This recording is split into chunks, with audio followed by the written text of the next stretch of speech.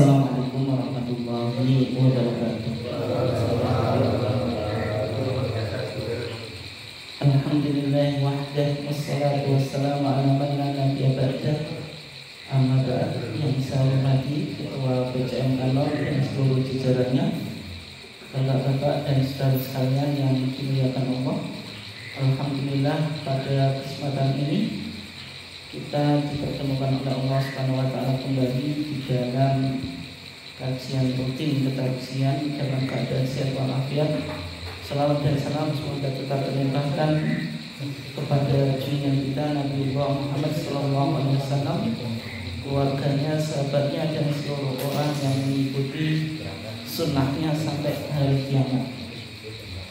Jamaah sekalian yang dimuliakan Allah, insyaallah pada malam hari ini kita masih melanjutkan topik yang sudah pernah kita kaji kemarin, masih berkaitan tentang rumusan risalah Islam berkemajuan, yang mana risalah ini dirumuskan di dalam Muktamar Muhammadiyah ke-48 di Solo kemarin. Sudah kita bahas tentang background atau historitas munculnya istilah Islam berkemajuan di Muhammadiyah, yang mana sebenarnya istilah ini bukan istilah baru karena memiliki historitas dari perjalanan Muhammadiyah itu sendiri. Mulai 1912, kalau kita lihat di statute Muhammadiyah itu sudah muncul istilah maju atau memajukan. 1914 itu tidak hanya memajukan tapi juga ditambah menggembirakan. Dan juga pesan dari pendiri Muhammadiyah itu yang sering dipesankan kepada muridnya yaitu dadiyo kiai sing kemajon lan ojo kesel-kesel anggonmu nyambut gawe kanggo Muhammadiyah. Sehingga risalah Islam berkemajuan itu melengkapi risalah-risalah atau rumusan yang biasanya lahir setelah atau lahir ketika muktamar. Dan sudah kita bahas ya tentang pendahuluan, kemudian juga kita sudah mengkaji tentang khasa'is al-khams, 5 karakteristik Islam berkemajuan. Yang pertama, Islam berkemajuan itu harus al-mabni ala tauhid, dilandasi atas tauhid. Yang mana tauhid di dalam Muhammadiyah itu bukan sekedar keyakinan, tetapi tauhidnya lebih implementatif, lebih pada aksi. Sehingga sejak berdirinya Muhammadiyah, tauhid itu lebih bercorak pada aksi. Lahirlah tauhid al-ma'un atau teologi al-ma'un, teologi al-asr. Dan pasca pandemi Muhammadiyah juga merumuskan teologi al-insyirah. Mungkin beberapa tahun kemudian juga akan lahir teologi al-baqarah, Pak. Cukup panjang. Enggak, itu maksudnya teologi itu kan perlu untuk didasarkan pada dalil baik dari Quran dan Sunnah. Ya bisa jadi juga lahir teologi al-baqarah.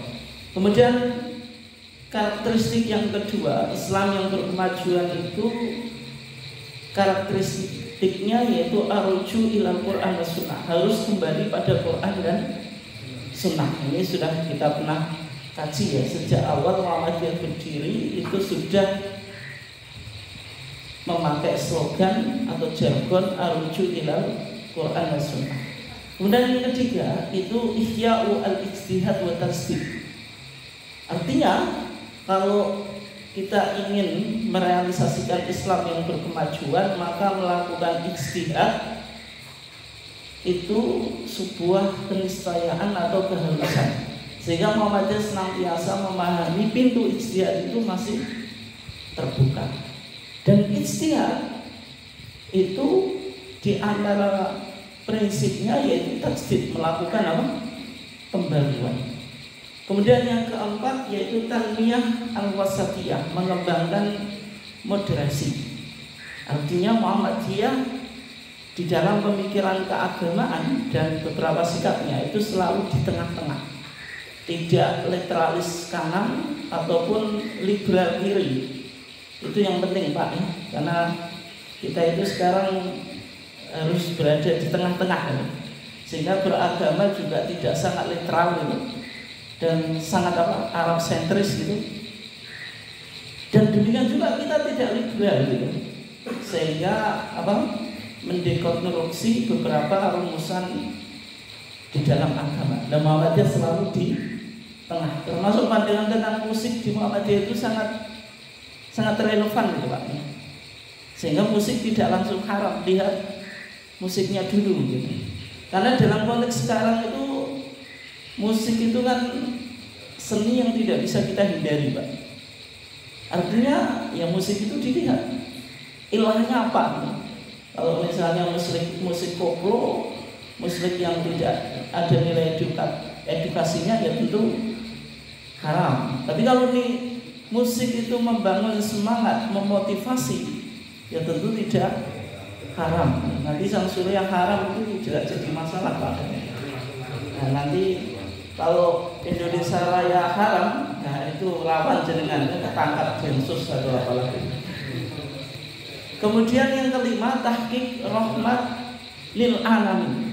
Artinya pemahaman Islam itu harus membawa perdamaian dan kerukunan, tidak hanya antar manusia tetapi juga alamin itu, baik alam hewan, alam tumbuhan maupun semua alam. Ini inti dari risalah Islam, wa ma arsalnaka illa rahmatan lil alam. Dan sekarang kita masuk pada kajian atau pembahasan berikutnya, yaitu manhaj Islam berkemajuan.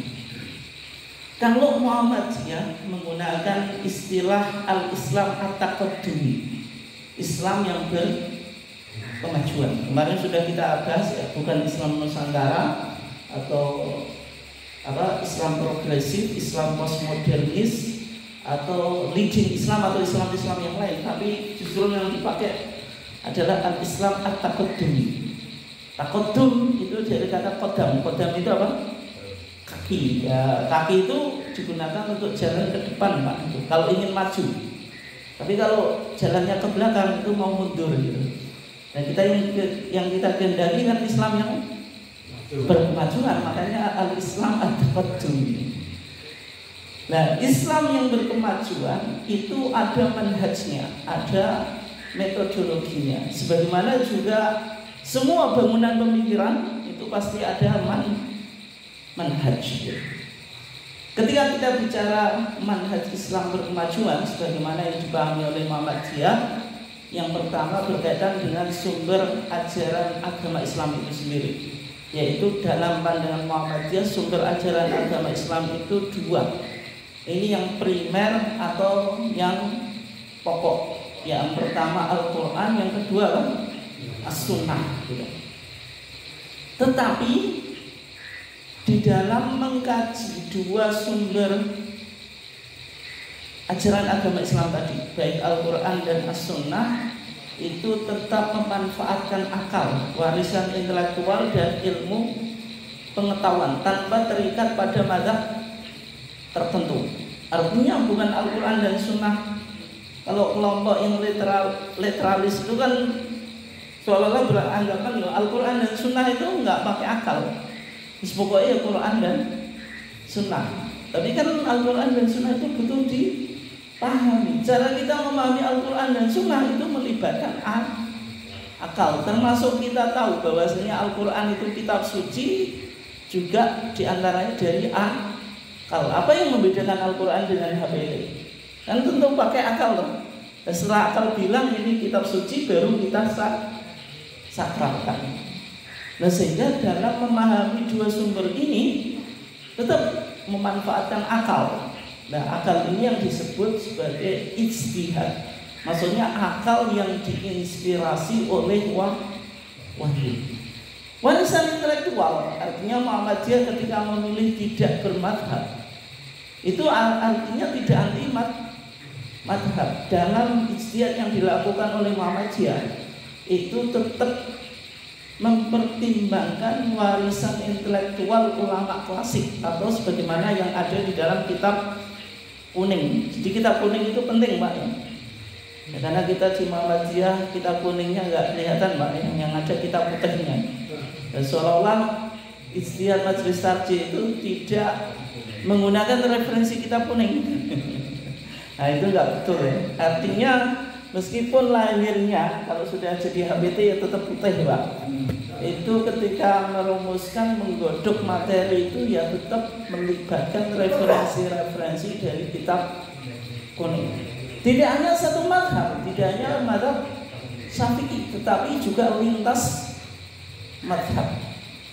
Semua mazhab itu dibaca, kemudian dipilih mana yang dianggap paling kuat. Makanya majelisnya disebut oleh majelis tarjih.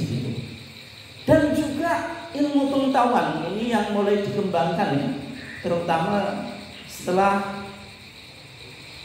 Muktamar Muhammadiyah tahun 2000, yang di sana Muhammadiyah sudah mulai menggunakan 3 pendekatan, yaitu Bayani, Burhani, dan Irfani. Artinya Burhani, pendekatan ilmu pengetahuan itu menjadi penting sekarang di kajian-kajian Muhammadiyah. Artinya ketika kita bicara agama, ini penting juga. Kita di awal kita itu yang guru agama berapa?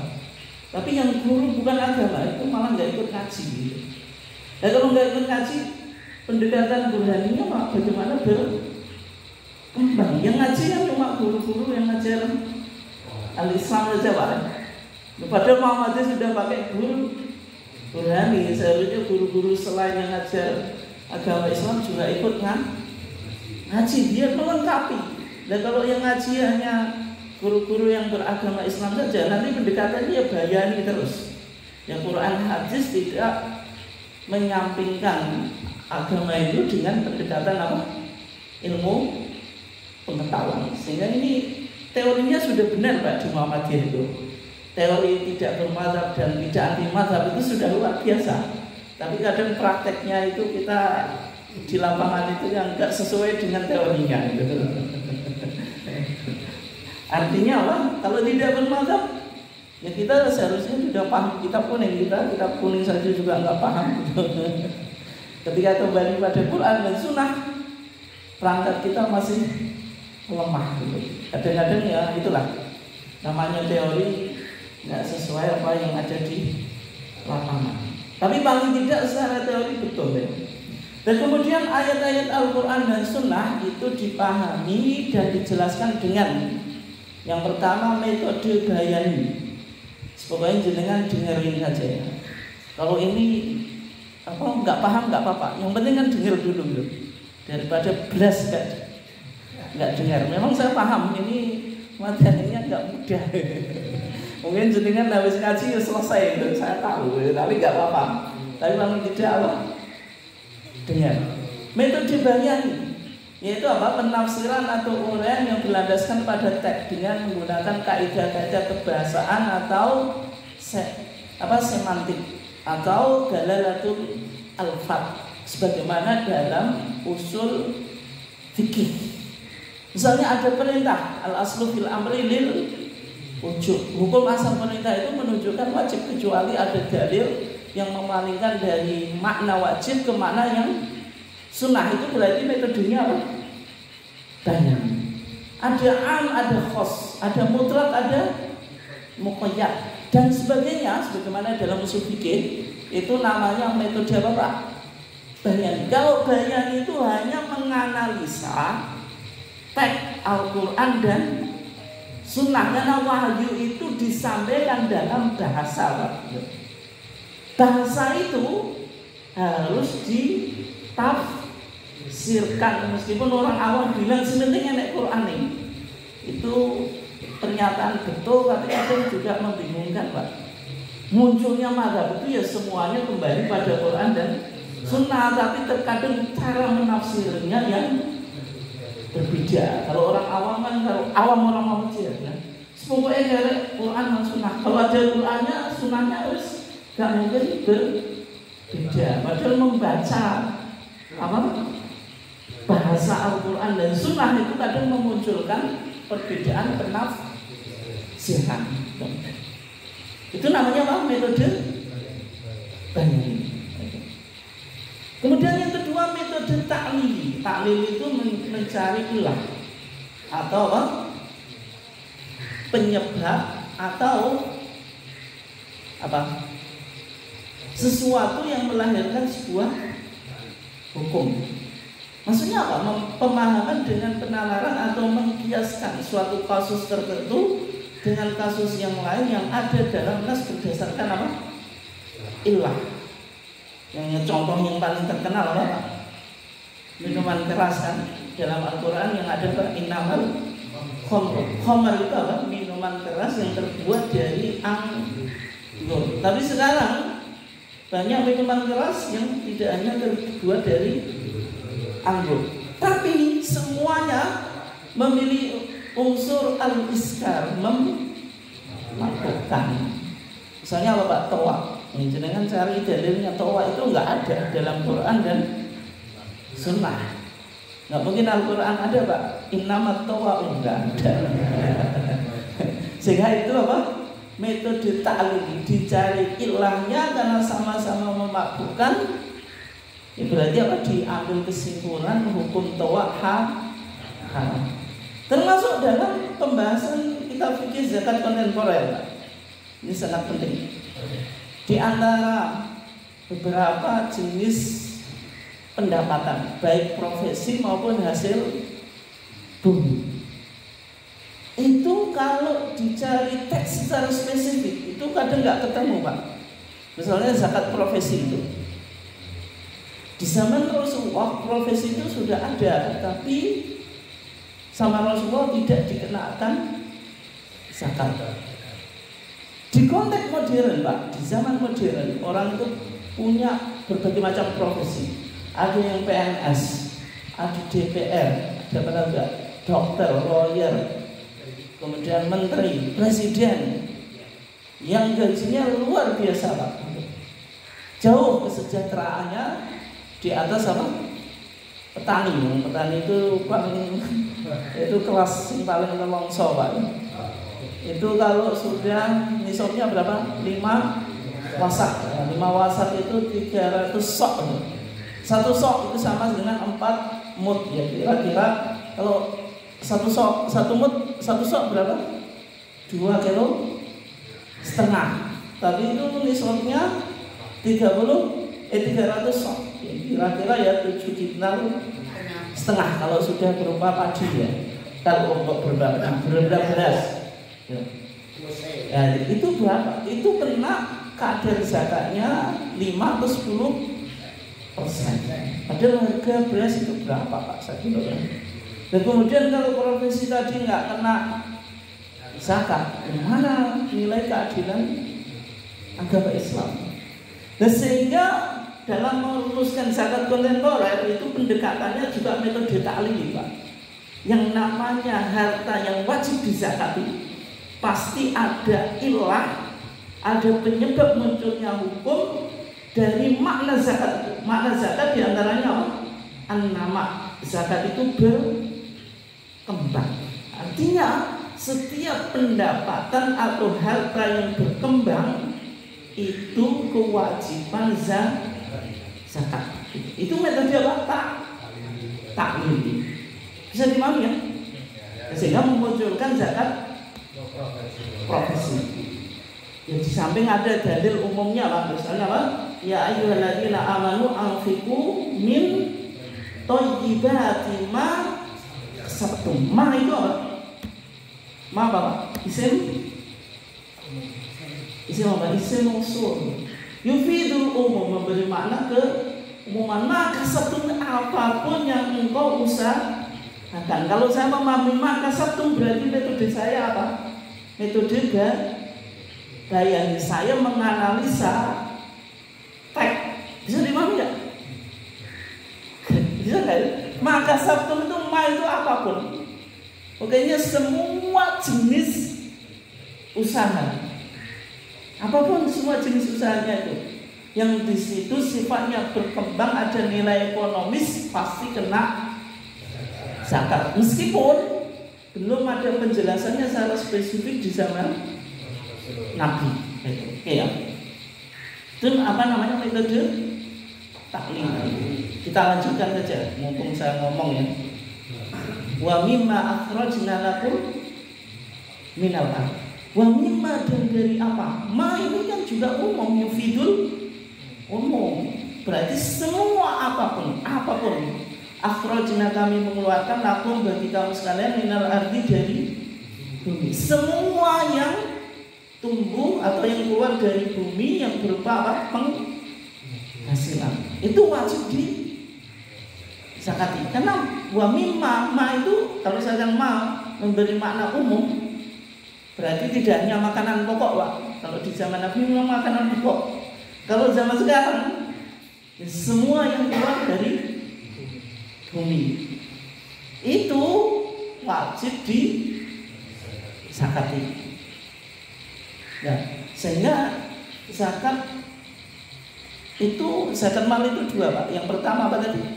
Berupa usaha yang baik. Yang kedua sesuatu yang keluar dari bumi. Apapun, tidak hanya makanan pokok. Kalau di kalangan petani itu terkadang yang pemahamannya, Pak, yang wajib dizakat itu padi. Kemudian apa? Jagung. Kedelai itu enggak, Pak. Sebagian orang enggak, Pak. Enggak terpikirkan zakatnya itu. Karena beranggapan apa? Kedelai itu bukan makanan pokok. Orang-orang kuno itu kedelai, setahu saya, enggak tahu, setahu saya bisa jadi di sini zakati. Tapi saya kira sama, tidak di zakati. Tapi kalau gabah atau beras itu dizakati. Terus jagung dizakati, Pak. Karena jagung juga makanan pokok, apalagi dulu itu makanan pokok loh. Dulu orang cari beras itu susah ya, Pak.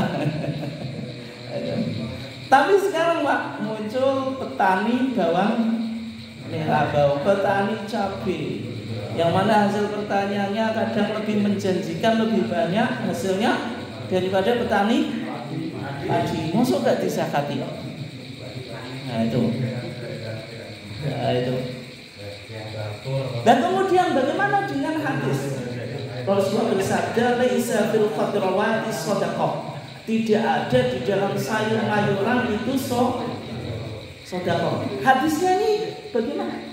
Sama majelis sarjih dikaji, Pak. Di antara kitab hadis yang menyebutkan hadis ini yaitu kitab hadis namanya Jami'ul Usul, yang ditulis oleh Ibnul Athir.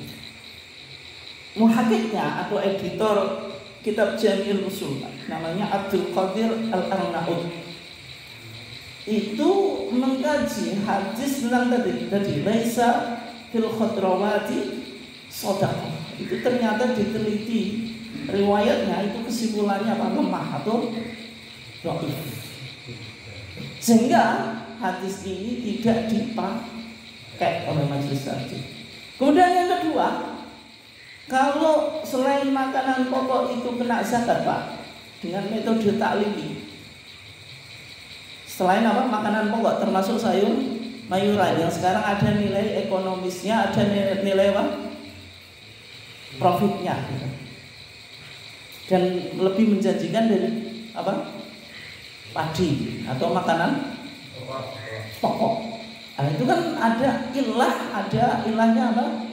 An-nama, yaitu sesuatu penghasilan dari bumi yang sifatnya berkembang. Maka disimpulkan kena wajib zakat karena termasuk apa? Wa mimma akhrajna lakum minal ardh. Nah, kemudian kalau bawang kena zakat, kalau petani padi kena petani cabai kena zakat.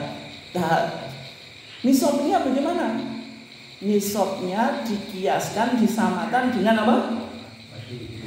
Padi. Yes, pokoknya nanti 7,5 kintal yang berupa beras itu kalau dikonversikan menjadi rupiah berapa gitu, diuangkan berapa, nanti mengikuti itu. Dan zakatnya, kadar zakatnya berarti ya 5 atau 10%. Itu metode apa? Taklili. Tapi kalau saya bilang tadi min thayyibati ma kasabtum, saya pakai metode apa? Bayani. Wa mimma akhrajna lakum minal ard, saya menganalisa mal ini metode apa? Metode bayani juga makhluk ini. Mbako. Ya, termasuk mbako juga gitu. Itu kena zakat gitu. Ya, taklimi. Tadi apa ya? Kenapa kok perlu semacam ini? Ini kan butuh ijtihad baru. Padahal di zaman Rasulullah, Pak. Ini daripada saya sudah terlanjur ngomong. Di zaman Rasulullah itu makanan atau harta yang wajib dizakati itu ada berapa, Pak? Kalau dihitung? Gandum, apalagi? Kurma. Gandum itu dulu kalau di orang Arab itu ada dua, Pak. Ada as-sa'ir, ada hintok, berarti dua. Kurma itu at-tamar. Terus berikutnya apa, Pak? Anggur. Anggur itu zabib. Terus apa lagi? Roti. Roti enggak. Roti itu dari gandum. Apa lagi, Pak? Tahu? Sagu. Sagu, Pak. Yes. Sagu itu kan gandum, Pak. Kan jenisnya kan. Kalau sagu itu batang, Pak. Ya, tapi kan sejenis itulah. Kalau di Timur Tengah saya kurang tahu ada atau enggak itu sagu. Dan apa lagi? Al-Dhurah. Itu apa? Dhurah apa? Hujan. Ya, jagung. Dhurah jagung. Ya, jagung itu. Kemudian tambah binatang ternak, Pak. Ada berapa? Onta al-ibil, terus apa lagi?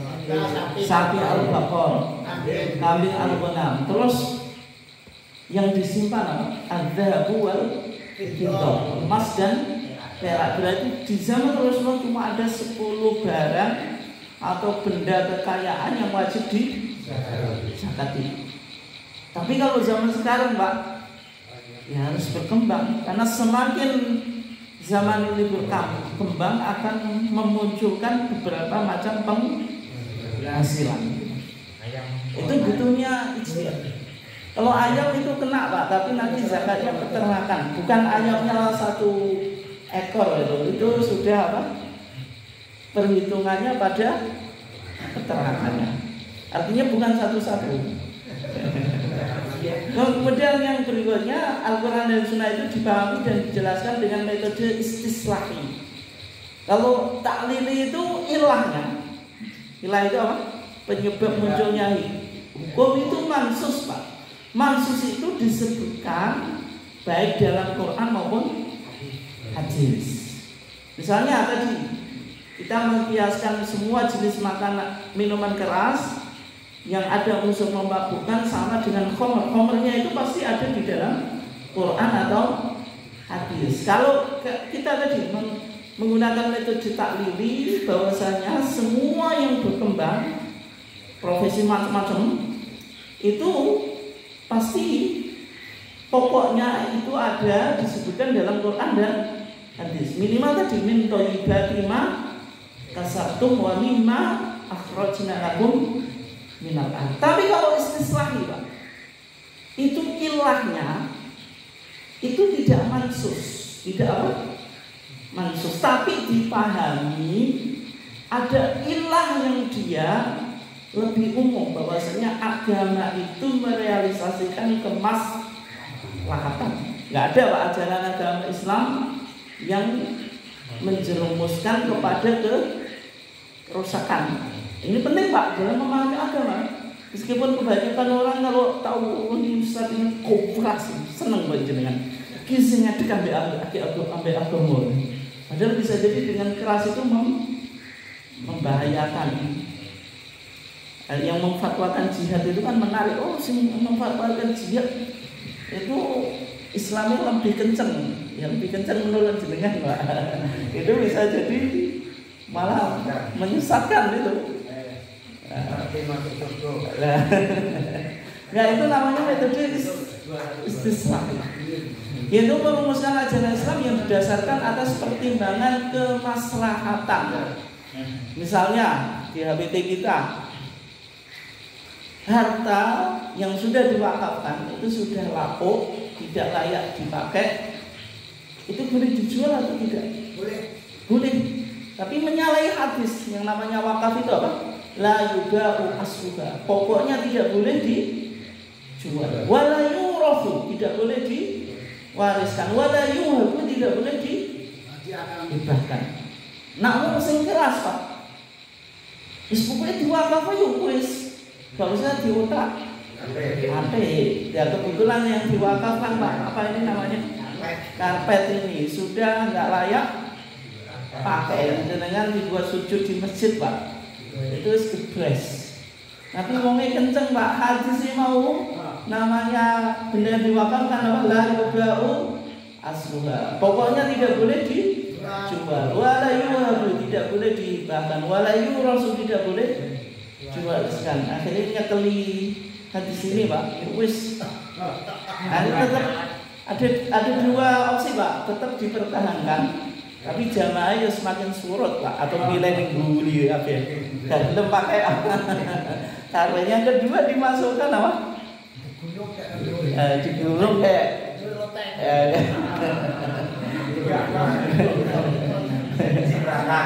enggak dimasukkan tempat penyimpanan barang apa namanya? Gudang. Ada dua semacam itu Pak. Itu dia punya argumentasi dan itu nyekeli hadis tenanan Pak. Tapi ternyata itu pemahamannya masih sempit. Padahal ada namanya istihsan. Istihsan itu apa?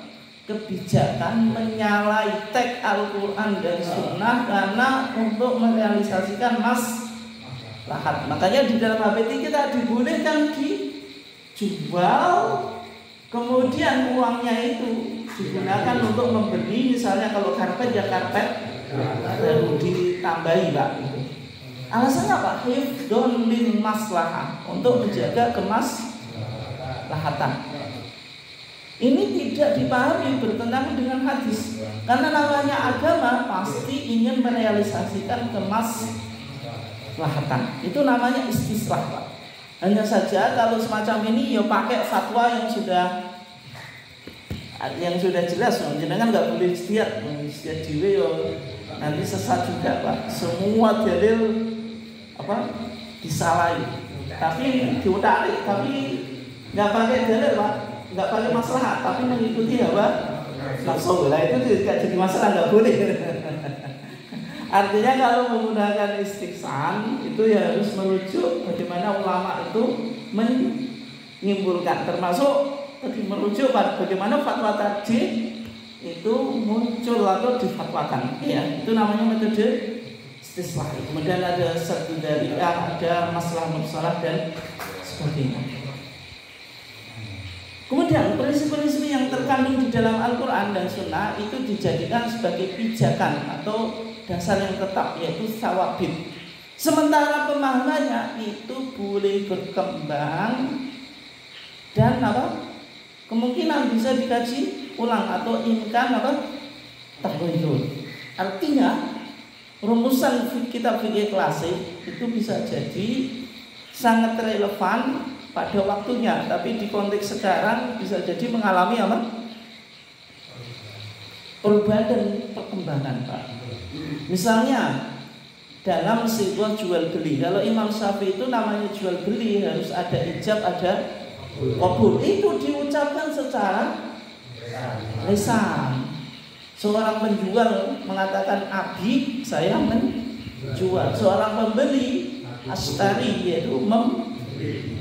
Makanya kalau jenengan pernah beli kitab di Ampel Surabaya, orang-orang penjual buku itu Pak, itu kalau beli kitab saya jual ya bukunya, pasti mengucapkan itu, ya Pak. Itu karena dia memahami mengikuti mazhab Syafi'i. Tapi sayangnya mungkin dia melakukan itu hanya jual beli buku ya, karena mungkin jual beli kitab. Karena kitab itu dianggap sakral, tapi mungkin dia jual beli yang lain itu enggak pakai langsung.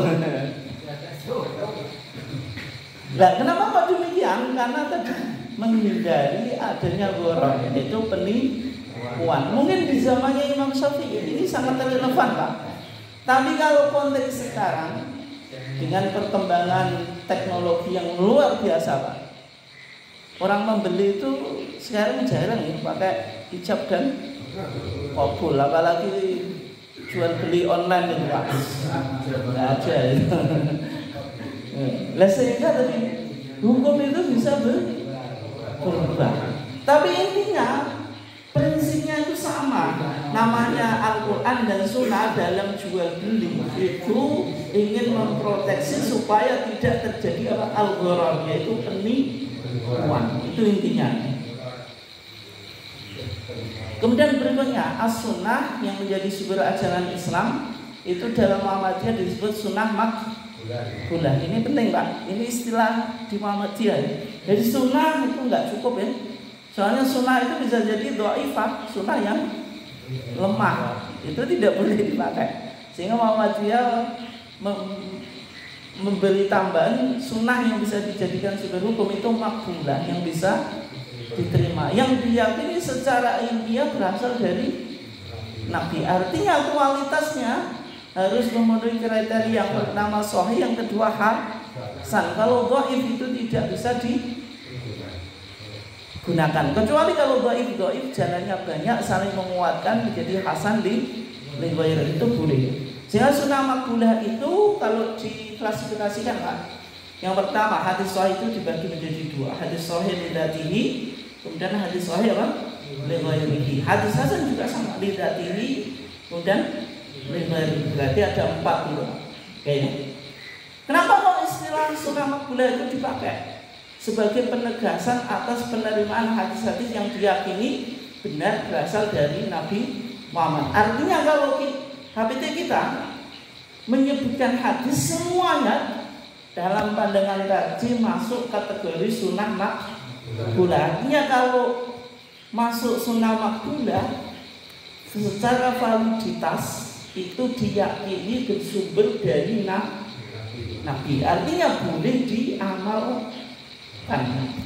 Sehingga di Muhammadiyah nggak pakai fadilah amal atau fadhail amal yang bersumber dari hadis dhaif. Apalagi perkataan ulama meskipun baik tapi tidak ditemukan dalilnya. Sehingga kalau di Muhammadiyah diijazahi kadang juga enggak gelem, Pak. Jenengan tak ijazahi ora gelem ngamalno ya.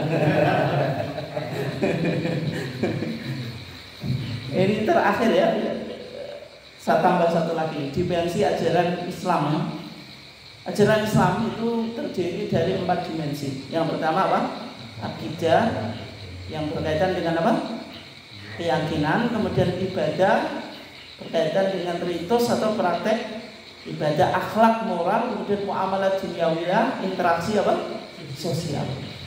Kalau akidah, karena dia berkaitan dengan keyakinan, itu sumbernya harus dari wahyu. Namanya akidah itu sumbernya dari wahyu, dan harus bersih dari syirik, tahayul, dan khurafat.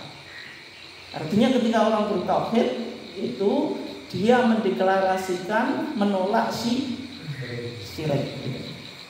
Itu secara otomatis, Pak. Sehingga kemarin sudah kita kaji ya. Orang yang bertauhid itu pasti kritis terhadap kesyirikan. Kalau kita tahu kesyirikan, minimal hati kita ini harus berontak. Kalau tidak, ya berarti tauhid kita bermasalah. Makanya kalau kita tahu makanan, tahu apa, Pak, fungsi nyadran dan sebagainya itu, kalau berontak itu ya memang menunjukkan kita masih memiliki tauhid. Takhayul, ini berhayal atau mempercayai adanya apa? Kesialan, angka 13, kebelakang bayi dan sebagainya itu, Pak. Kemudian khurafat. Ini khurafat itu mitos. Kalau masyarakat di Laut Selatan nyanyi roro itu, kalau di setiap desa itu ada Apa Pak itu namanya? Enggak, yang menguasai desa itu loh. Nah, Danyang itu. Itu pasti punya mitos yang berkembang gitu. Ya. Mulut Pak. Nah, mulut itu kenapa enggak berani makan Pak?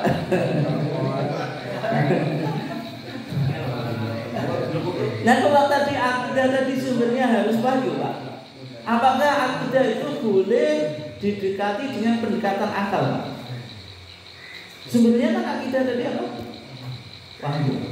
Maka ada ilmu yang disebut ilmu kalam Pak. Ilmu kalam itu kan ilmu yang berkaitan dengan akidah, tetapi pendekatannya dengan pendekatan akal. Dan dalam pandangan Muhammadiyah Pak, pendekatan akal terhadap akidah sebagaimana dalam tradisi ilmu kalam itu sebenarnya tidak mengapa. Tapi selama Pak tidak menyimpang dari prinsip tauhid. Karena ilmu kalam ini kan terkadang dibutuhkan Pak. Ketika kita misalnya dalam konteks sekarang berbicara tentang pluralisme, tentang liberalisme, artinya kan harus dikaji juga bagaimana pemikiran liberalisme, bagaimana pemikiran sekularisme dan sebagainya. Bukan hanya ini wahyunya gini, dalilnya ini kan nggak nyambung Pak. Dan semacam itu boleh menggunakan pendekatan akal, selama tidak menyimpang dari prinsip tauhid. Tapi kalau teman-teman salafi, ilmu kalam itu bid'ah langsung Pak. Bid'ah. Tapi kalau di Muhammadiyah dilihat dulu, kalau sesuai dengan spirit Quran dan Sunnah ya boleh. Tapi kalau menyimpang ya tidak boleh. Ini moderasi Muhammadiyah di sini loh. Jadi melihat sesuatu tidak langsung ini halal ini haram, dilihat dulu. Nah sehingga suatu saat nanti kita kaji ya, akidah Muhammadiyah itu sebenarnya juga ada irisannya dengan Asy'ari dan irisannya dengan Salafi. Itu ada dua-duanya. Berikutnya yang kedua yaitu apa? Ibadah. Kalau ibadah itu prinsip di dalam Muhammadiyah itu harus dilakukan sesuai dengan ketentuan Al-Quran dan Sunnah. Artinya tidak boleh membuat ritual ibadah yang ternyata tidak ditemukan dalilnya, meskipun secara akal itu dianggap baik, dan harus bersih dari bid'ah. Dan sehingga dalam kitab sholah kita Pak, Sayyidina tidak dipakai, meskipun Sayyidina itu bagus karena menghormati Nabi. Dalam doa di antara dua sujud ada waqfu anhu, itu tidak dipakai karena tidak ditemukan di dalam hadisnya. Tetapi kemudian karena sumber ibadah itu Al-Quran dan Sunnah Pak, jadi pemahamannya apa? Metodenya apa tadi? Taklili, istislah, bayani. Karena bayani itu potensi ada apa? Perbedaan dalam menafsirkan, sehingga prinsip Muhammadiyah tetap menghormati adanya apa? Perbedaan pendapat. Oke. Berikutnya akhlak. Akhlak itu berkaitan dengan prinsip-prinsip normatif yang membedakan antara dua hal. Yang pertama akhlak karimah, yang kedua apa? Akhlak madmumah atau radilah. Dalam hubungan manusia dengan Allah, manusia dengan manusia, atau manusia dengan hewan, dan manusia dengan alam. Kemudian yang keempat itu muamalah dunyawiyah. Itu yang berkaitan dengan kehidupan di dunia ini. Artinya tuntunannya itu secara umum bersifat general Pak. Dan sehingga dalam memahami Muhammadiyah, dalam memahami akhlak dan muamalat itu terbuka kemungkinan yang luas untuk perkembangan sesuai dengan tuntutan perubahan zaman. Dan istilah Muhammadiyah dalam muamalah duniawiyah dan akhlak itu terbuka sesuai dengan perkembangan zaman. Artinya akhlak itu tidak hanya didasarkan pada Quran dan Sunnah, Pak. Termasuk kita boleh mengadopsi akhlak setempat atau apa? Sopan santun. Misalnya kita orang Jawa kan punya sopan santun. Selama itu tidak bertentangan dengan ajaran agama Islam, ya berarti boleh dipakai, Pak. Gitu. Bukan berarti kalau tidak ditemukan dari Quran dan Sunnah terus dianggap bid'ah, bukan. Karena akhlak itu bisa berkembang. Tapi kalau ibadah itu tidak bisa. Gitu. Kalau akidah harus berdasarkan wahyu. Oke. Artinya akhlak itu bisa berkembang. Muamalah duniawi juga bisa berkembang. Oke, mungkin itu demikian. Silahkan kalau ada yang ditanyakan. Monggo, Pak. Ilmu kalam. Mengapa menurut istilahnya ilmu kalam kok bukan ilmu tauhid gitu, Pak? Kok ilmu kalam? Karena kalam itu artinya ucapan, firman. Ya, ada beberapa istilah ya. Ada ilmu tauhid, ada ilmu akidah, ada usuluddin, ada ilmu kalam. Yang pertama ilmu tauhid. Kalau ini kan ilmu kemudian diidhofahkan kepada tauhid, berarti ilmu yang membahas tentang apa? Tauhid atau monoteisme, the science of theology, theo sama logos. Kalau tauhid itu pembahasannya lebih spesifik karena secara khusus membahas tentang keesaan Allah itu. Jadi kalau tauhid itu lebih spesifik. Sehingga Syekh Muhammad bin Abdul Wahab menulis kitab yang namanya apa? Kitabut Tauhid. Karena bicara tentang tauhid, ya maka cuma didasarkan tadi. Kalau tauhid dasarnya apa? Wahyu kan? Ya berarti cuma Al-Quran dan Sunnah. Tapi kalau akidah itu lebih luas daripada ilmu tauhid. Karena akidah itu ada akidah as-shahihah, ada akidah al-batilah atau fasidah.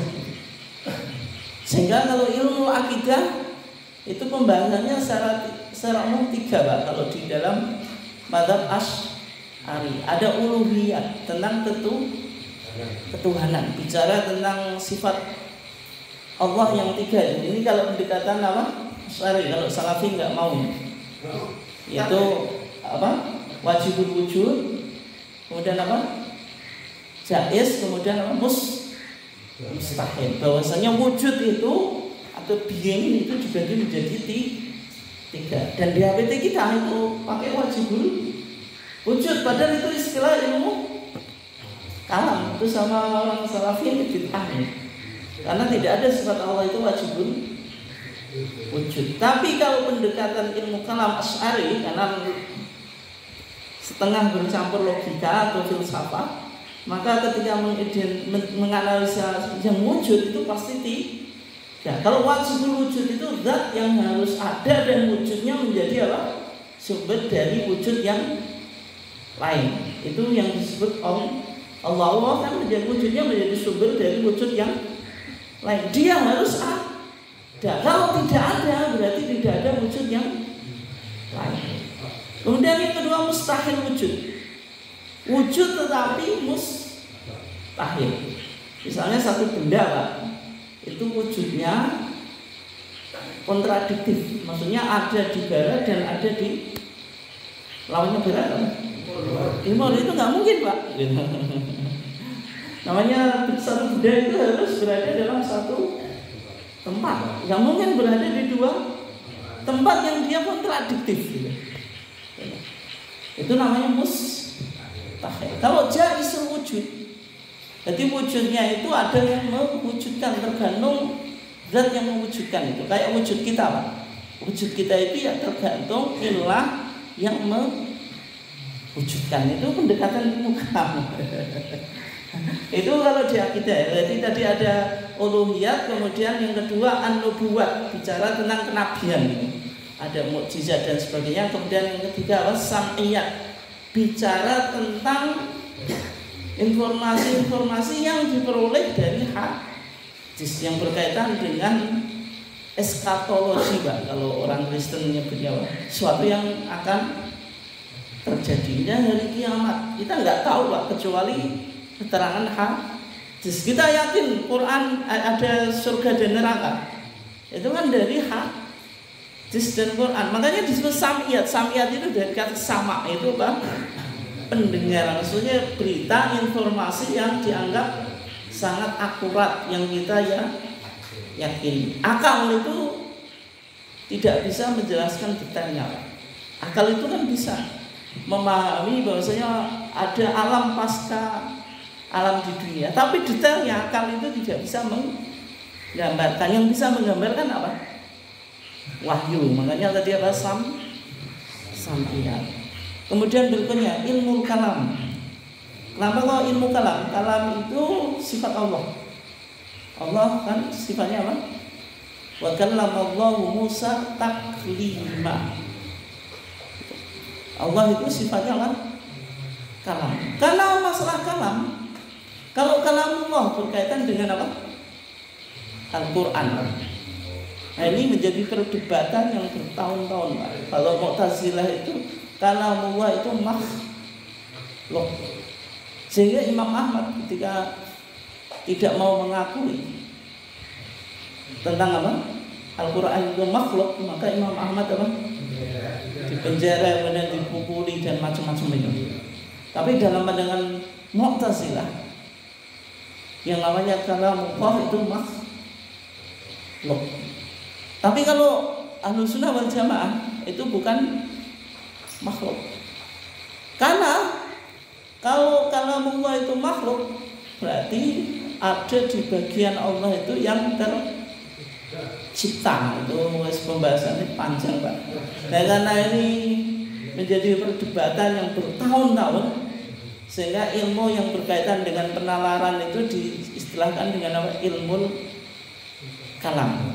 Jangan lihat di Risalatul Tauhid Syekh Muhammad bin Abdul Wahab, Syekh Muhammad itu di awal-awal dia menyebut ilmu tauhid itu salah satunya ilmu kalam. Kalau usuluddin, karena agama itu ada usul, ada usul itu pokok dalam beragama, artinya sesuatu yang menjadi keyakinan. Kalau furu itu berkaitan dengan ibadah, yaitu cabang. Sehingga beliau usuluddin itu kan jurusannya apa? Ya, di antaranya akidah, kemudian filsafat, kemudian Quran dan hadis. Tapi yang paling pokok sebenarnya berkaitan dengan akidah. Kalau kuliah Al-Quran dan hadis, kenapa kok dimasukkan usuluddin? Karena ini pokok sebagai sumber dalam beragama. Tapi sebagian kampus, Pak, yang baru-baru kuliah Al-Quran dan hadis itu punya fakultas sendiri. Tapi kalau di Al-Azhar masuk usuluddin. Tapi Al-Azhar itu masalahnya kampus tertua, itu yang nggak bisa dibantah. Mungkin itu ya, yang lainnya cukup ya. Ya. Kita tutup kajian kita dengan bacaan kafaratul majlis. Subhanallah wa bihamdihi. Terima kasih atas kehadirannya. Wassalamualaikum warahmatullahi wabarakatuh.